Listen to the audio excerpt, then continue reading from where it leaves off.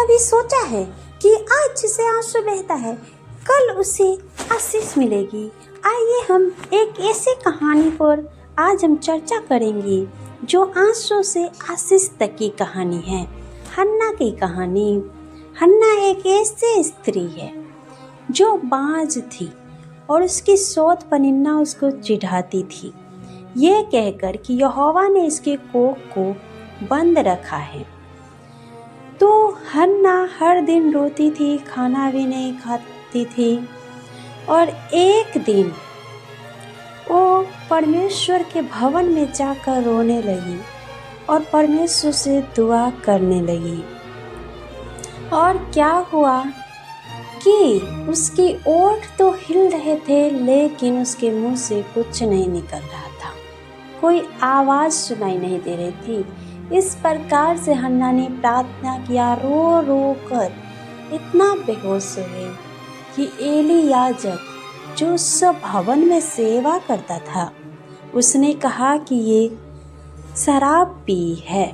लेकिन उस स्त्री ने कहा कि मैंने कोई शराब नहीं पिया है, मैं एक दुखियारी स्त्री हूँ जो अपने दर्द को परमेश्वर के साथ बांट रही हूँ। जब कोई सुनने वाला नहीं था, उसका पति एलकाना उसको समझाता था, क्या मैं तुम्हारे लिए 10 बेटों से बढ़कर नहीं हूँ?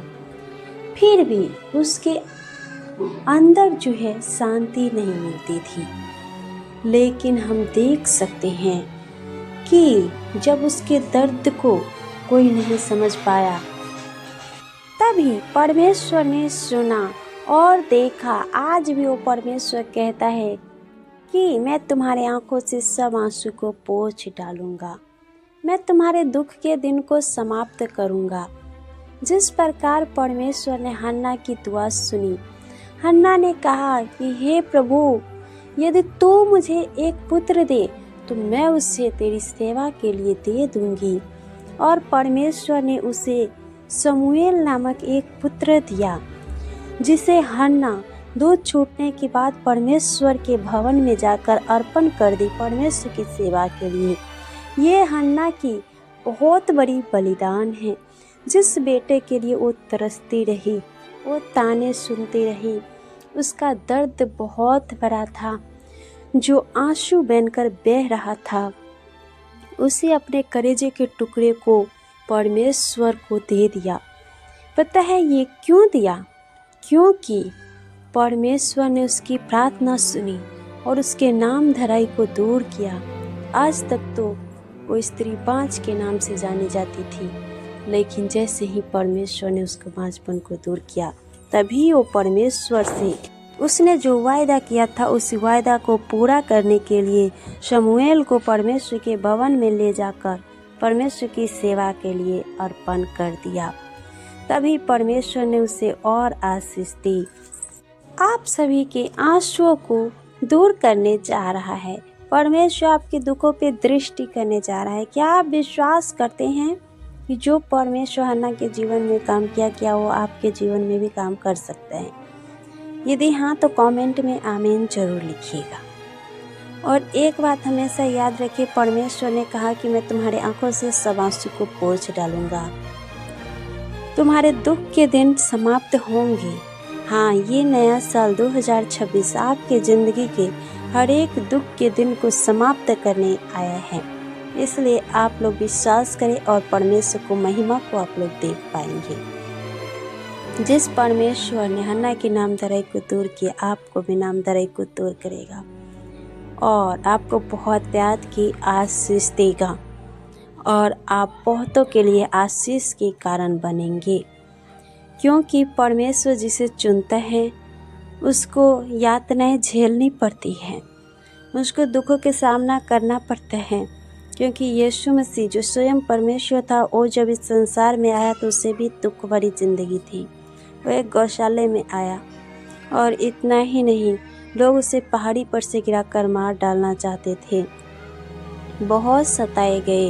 यीशु मसीह को झूठा झूठा गलत इल्जाम लगे और कहा कि ये राजा बनना चाहता है। बहुत सारी बातें यीशु मसीह को सुनना पड़ा।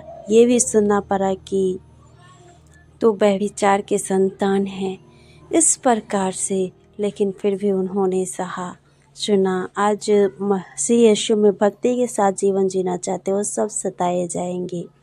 तो इसीलिए आपके सताए जाने का आपको दुख नहीं होना चाहिए, बल्कि आप आनंद करें कि आप सताए जा रहे हैं और मसीह यीशु में इस सताए जाने के योग्य ठहरे हैं। इसके लिए परमेश्वर आप सभी को बहुत आशीष दे।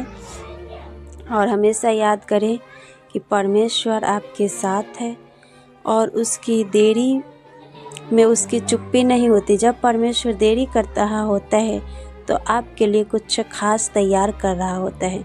इसलिए हमेशा याद करें कि परमेश्वर की देरी में परमेश्वर की चुप्पी नहीं है। परमेश्वर आपके जीवन में कार्य कर रहा होता है और आपको देख रहा होता है। हाँ, वो देरी करता है इसलिए ताकि आपके लिए कुछ अच्छा सा उपहार तैयार कर सके। जब हन्ना के जीवन में संतान आने में देरी हुई तो हन्ना के गर्भ से एक याजक जन्म लिया।